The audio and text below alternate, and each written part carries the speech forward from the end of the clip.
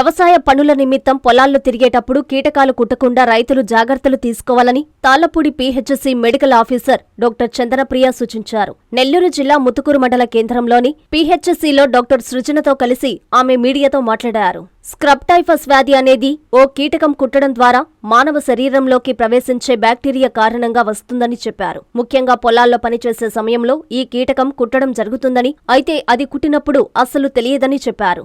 ముందస్తుగా జాగ్రత్తలు తీసుకుని ఈ కీటకం కాటుకు గురికాకుండా చూసుకోవాలని, ఏదైనా అనుమానం అనిపిస్తే వైద్య ఆరోగ్య సిబ్బందిని సంప్రదించాలని ఆమె సూచించారు. ఈ మధ్య నెల్లూరులో కొంచెం మనం స్క్రబ్ టైఫస్ అనే జ్వరం గురించి ఎక్కువ వింటూ ఉన్నాము. ఈ స్క్రబ్ టైఫస్ అనేది ఎందువల్ల వస్తుందంటే అదొక బ్యాక్టీరియా వల్ల వస్తుంది. దాన్ని ట్రాన్స్మిట్ చేసేది మాత్రం ఒక మైట్, చిన్న పురుగు.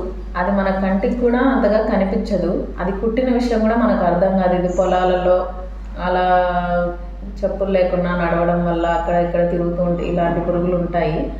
అవి కుట్టినప్పుడు మనకు నల్లటి మచ్చ ఒకటి ఏర్పడి ఇది స్క్రబ్ టైఫస్ వల్ల ఆ మైట్ కుట్టడం వల్ల వచ్చింది అని తెలుస్తుంది.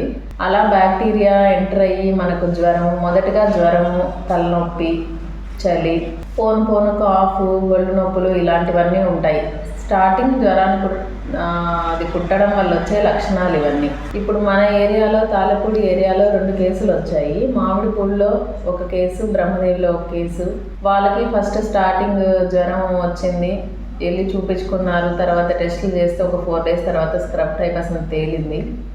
దానికి మనం ఎట్లా అంటే ప్రస్తుతం వాళ్ళు ట్రీట్మెంట్ తీసుకుంటున్నారు. ఇద్దరి పరిస్థితి బాగుంది, రోజు రోజు మెరుగుపడుతూ ఉంది. మేము ఫాలో అప్ చేసుకుంటూ ఉన్నాము.